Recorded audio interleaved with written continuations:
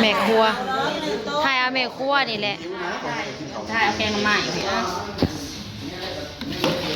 แกงหน่อไม้พี่น้องเอ้ยซุ่มพี่น้องซุ่มพี่น้องกิน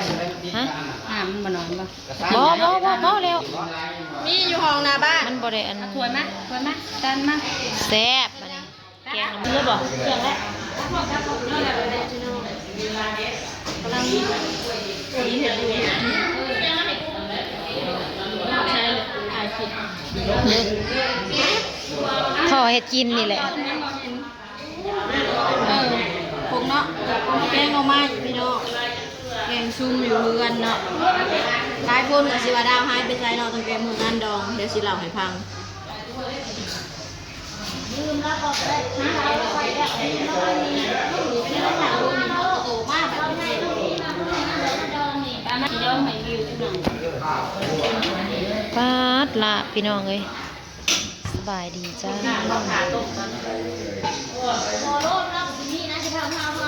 อันนี้ลาบมาแต่เฮือนงานเอามาสู่กันกินเนาะพี่น้องตั้งแต่มื้องานสิตั้งจากถ่ายคลิปบ่าวสาวก่อนน้องวงกับคุณบ่อยากแล้วข้าวมาแม่บ่สบายเนาะเป็นคือเก่าลุงสาวลุงสี่ลุงแดนเป็นเด็กแต่ว่าเพิ่นไข้แน่ว่าเพิ่นปกติแต่ว่าเพิ่นนอนยังมาเช้าว่าเพิ่นโยมเฮ็ดอยู่เฮ็ดกินเฮ็ดหันเฮ็ดนี่ก็เขาไปเบิ่งแม่โดดจักเรารับจักเรานั่นจะถึงปานใดนอนไปหาหมอว่านอนหากนอนไปหาหมอกันปกติที่เราเคยเป็นเนาะไปหาหมอกันปวดเบิ่งกันใส่ยากันทีคืนมาอันนี้คือใส่ยาใส่ยาเข้าไปกับมิดซอยมอยกันบ่คานบ่ตอบสนองยังเลยมาอยู่โรงหมอประมาณครึ่งมื้อ2 โมงเข้ามาก็พากันตัดสินใจมาเพื่อนพี่น้องตอนนี้กันมาเพื่อนภาษาบ้านเราก็คือซ้อมใจนี่แหละทำใจลูกเต้าหลานลูกหลานก็มาเต็มอยู่กันอยู่ซ่านเดือนนี้เขากันเห็ดอยู่เห็ดกินสู่ลุงป้าเอาอากินใส่อกซีไว้อยู่พี่น้องใส่อกซีไว้คุณแม่ใส่อกซีไว้อยู่บางที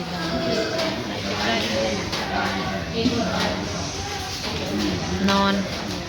รับใส่อกซีเห็ดแกงหน่อไม้สู่กันกินพี่น้องเอ้ย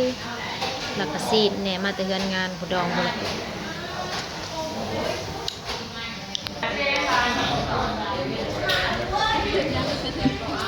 ได้เสียงมากมาดูมาแต่เฮือนงานดองข้าเจ้าคือมาให้เฮาร้ายแถวบริเทิงกระดูกกระดิกเป็นกระสอบมันบ่มีไผได้งัวหาโตโหงัวหาตูมีฮะบ่ได้เล่มบ่ได้ยังกระดูกก็จนบ่ได้เล่มบ่มีไผเล่มงัวหาโตเหรอเนาะงัวกับงัวแท้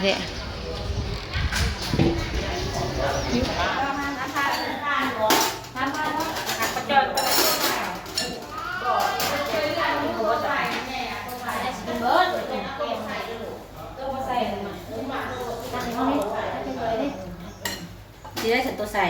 ที่บ้านอันนี้ทอดนะจากแล้วอยู่ในถุงเลยหมดเดือนซอยกันใครแต่อันพี่น้องหลาย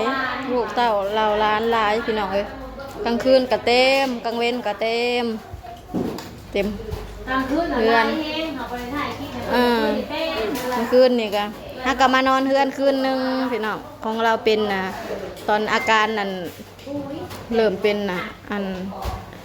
มืองานดองนั่นแหละพี่น้องดาวกับไปเนาะไปน้อยหนึ่งก็ตามคลิปที่เห็นนั่นแหละถ่ายคลิปได้สำนันเดี๋ยวก็พาออกมาเนาะไอ้บางก็มานอนเป็นหมู่คืนมือนั่นนะนอนลุงบางมานอนเป็นหมู่เนาะกะเราก็เคยเป็นฮะนะพี่น้องก็เบิ่งแย่งกันปกตินี่แหละเรากะว่าแว่ๆอยู่ฮะนะแต่บ่ฮู้ว่าเรานอนน่ะเรานอนแบบนอนรับไปแบบนี้จักตั้งแต่ตอนใดว่าจะเรานอนรับก็เดี๋ยวนี้ก็พากันทำใจฮะแล้วพี่น้องเอ้ยลูกชายเพิ่นก็มาแล้วเนาะล ลุงใหญ่เนาะลูกชายโกกแล้วก็ลูกชายหลาก็มาแล้วลุงลำพรกับลุงสมสนุกกินข้าวพี่น้องบัดนี้เฮ้อจานบ่สามทาพี่น้องกินข้าว แม่กะใจ ป้า แม่ก็ว่าใจ ป้าหัวใจโดยสาม ใจ พา ตรงนี้ ลูกพายเพิ่นมาแต่เมืองวิละมาคืนนี่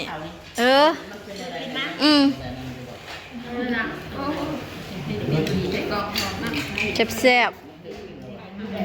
เด้อกินแกงหน่อไม้เด้อสุกเล็กกับนี่เอาเด้อพี่น้องแกงหน่อไม้เพียง ลุงนางมะนาวไอ้กกกับหลาบ่นี่ลุงใหญ่ ได้ทุกคนสร้างกันนี่ ช่างน่ะคือหน่อยคนเด็ดดิ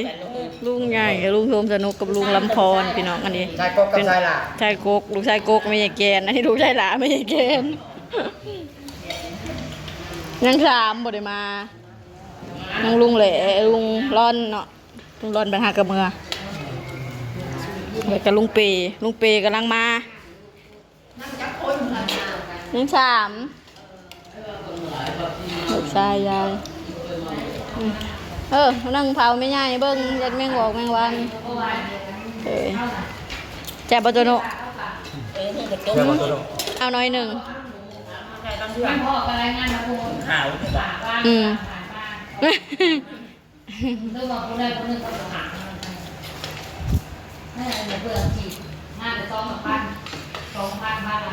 ได้ แดดเหมือนไหมยังฮะแดดแล้วพี่น้องว่างหันมันเป็นคืมรถลูกชายเพิ่นไอ้รถเพิ่นกระจอดเที่ยงกันรถชายก็กับรถชายหลาไม่ใหญ่แกนฮอนแดดรถลุงบางแห่งจอดอยู่เหลือมองแดดผู้ชุมพี่น้องเพิ่นก็มาไปไกลมากก็มาแวะพี่น้องเลยก็หาอย่างหากล้องกินข้าวจ้ารถกระดากแดดเมี่ยงปู่พ่อใหญ่ทอนเดี๋ยวเรายืนเห็ดอีหยังโอเห็นอีแม่กินข้าวเด้อ